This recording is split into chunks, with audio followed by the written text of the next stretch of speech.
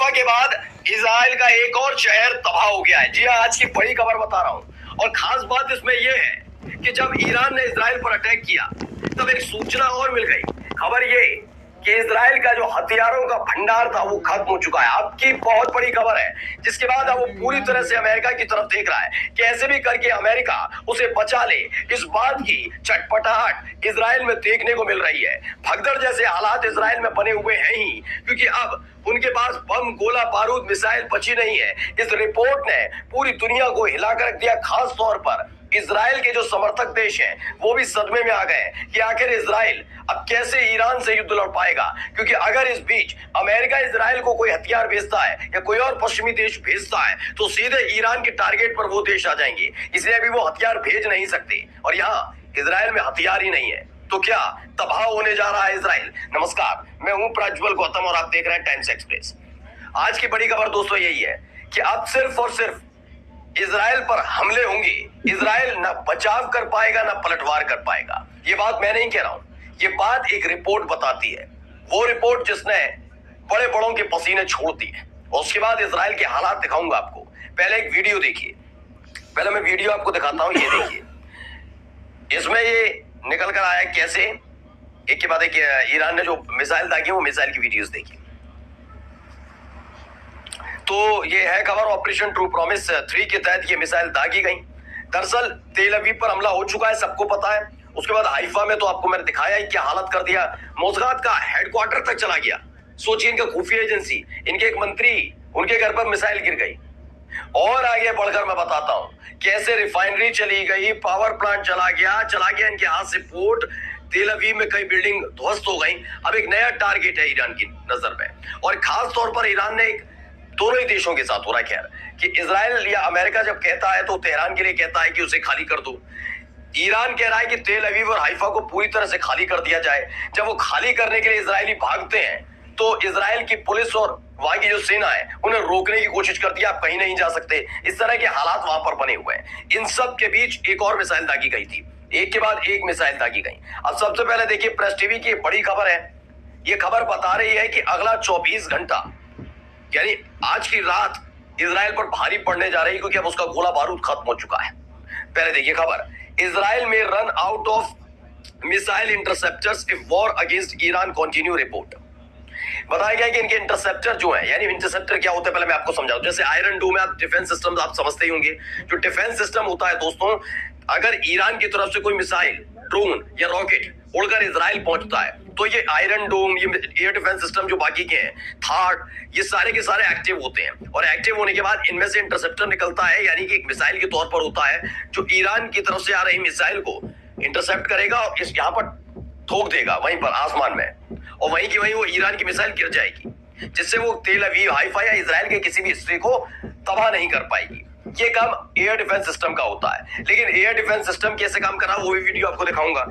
वो तो कर ही रहा है बर्बाद, ये भी हो रहा है। अब खबर ये है, इंटरसेप्टर ही खत्म हो गए। यानी अगर ईरान ताबड़तोड़ हमले कर रहा है, उस हमले का जवाब देने के लिए इनके पास कुछ बचा ही नहीं। अभी मैंने आपको दिखाया, ईरान ने एक एक करके तीन की खेप में भेज दिए, कम से कम बहुत सारी मिसाइलें भेज दी। कहां? इजराइल शिफ्ट कर दी कि जाओ वहां जाके तबाही मचा कर आओ। और खबर यह है कि इनका जो इंटरसेप्टर है वो खत्म ही होने के कगार पर आ गया है। यानी अब इजराइल ज्यादा दिन तक इस युद्ध को लड़ नहीं पाएगा। ज्यादा दिन तो मैं ज्यादा बता रहा हूं, घंटे तक भी ना लड़ पाए, बहुत बड़ी बात है।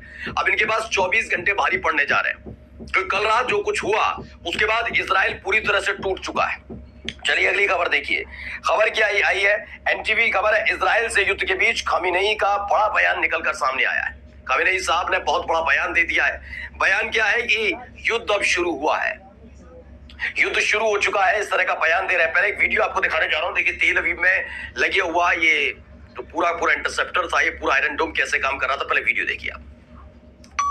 तो देखा, एक मिसाइल आई, ऐसा नहीं है कि नहीं, इंटरसेप्टर ने काम किया, वो कहां गिर गई, वहीं पर गिर गई।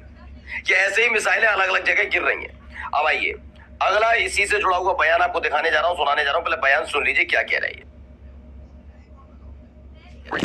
هوافضای سپاه پاسداران و قرارگاه پدافند هوایی در خط مقدم عملیات با کمک سایر نیروهای مسلح، ارتش، سپاه، فراجا با پشتیبانی وزارت دفاع به فضل الهی در مقابله با इसमें बताया गया है, देखिए इसमें ये कह रहे हैं अब तक ईरानी सेनाओं ने इजराइल के खिलाफ जो भी कार्रवाई की वो सिर्फ एक चेतावनी है।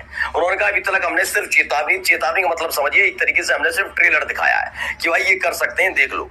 मतलब अपने ट्रेलर में ईरान, सोचिए क्या कह रहा है ईरान कह रहा है हमने ट्रेलर दिखाया और ट्रेलर में आपने तेल अवीव और हाइफा खत्म कर दिए, पूरे बर्बाद कर दिए ट्रेलर में। तो आप सोचिए कितना भीषण हमला करने जा रहे हैं। यहां तक खबर निकल कर आई कि ईरान की तरफ से कह दिया गया अमेरिका ही नहीं, जो देश आना चाहते हैं आते जाओ, उन पर हमला कर लो। लेकिन हमारे पास तकरीबन 20,000 मिसाइल है, 20,000 मिसाइल है। और ये 20,000 मिसाइलों के साथ स्पष्ट उन्होंने एक बात तो कह दी है कि अगर ये 20,000 मिसाइलों में अगर हमने ठोकनी शुरू की मिसाइल है, एक के बाद एक मिसाइलें ठोकनी शुरू की ना, तो दिक्कत में पड़ जाएंगे। ये उन्होंने स्पष्ट कर दिया है कि अगर हम चाहें तो 100 दिन युद्ध चलाएंगे। अभी तो 4 दिन में हालत पसीना पसीना हो गया है पूरा का पूरा वो इजराइल। अब देखिए अगली खबर, उमाशंकर ने कहा, लिखा है, सिंह हैं, बड़े पत्रकार हैं, वो लिखते हैं कि ईरान स्टेट टीवी पर ईरान के लोगों से व्हाट्सएप और इंस्टाग्राम डिलीट करने का फरमान जारी किया गया है। ये कहा जा रहा है कि आप फोन से ये सब डिलीट कर दीजिए। अब किस लेवल पर जाकर कहा गया है ये अभी स्पष्ट नहीं है। वहीं एक और खबर आपको दिखाने जा रहा हूँ, चीज जुड़ी, देखिए यूएई, ये प्रेसिडेंट हैं, उन्होंने कहा कि वो ईरान के साथ पूरी तरीके से मजबूती के साथ खड़े हैं। इस मुश्किल दौर में वो लगातार ईरान के साथ खड़े हैं। यानी अब पूरी तरीके से आप समझिए हो क्या रहा है। इनके हाथ से जर्मनी चला गया, इनके हाथ से फ्रांस चला गया। फ्रांस जर्मनी ने पहले ही विरोध दर्ज करा दिया। मैं नहीं कह रहा ईरान के साथ पूरी तरह से खड़े रहे, लेकिन उन्होंने साफ साफ कह दिया कि गंदा खेल शुरू किया है इजराइल ने। ये यूरोपीय देश कह रहे हैं, फ्रांस ने पहले ही कह दिया था, अब जर्मनी का बयान भी आ गया। उन्होंने कह दिया कि भाई ये इसने गंदा खेल शुरू किया है, ये इजराइल गंदा खेल शुरू कर रहा है और उसका साथ कैसे दे रहे हैं। दूसरी तरफ मुस्लिम परस्त देश एक साथ होते जा रहे हैं। सऊदी अरब ने कह दिया, यूएई ने कह दिया, जॉर्डन साथ खड़ा होता हुआ नजर आ रहा है एक हद तक। इराक पहले से ही साथ खड़ा है, मतलब सारे के सारे देश खड़े हुए हैं साथ। अब यूएई की तरफ से भी यही कह दिया गया बयान।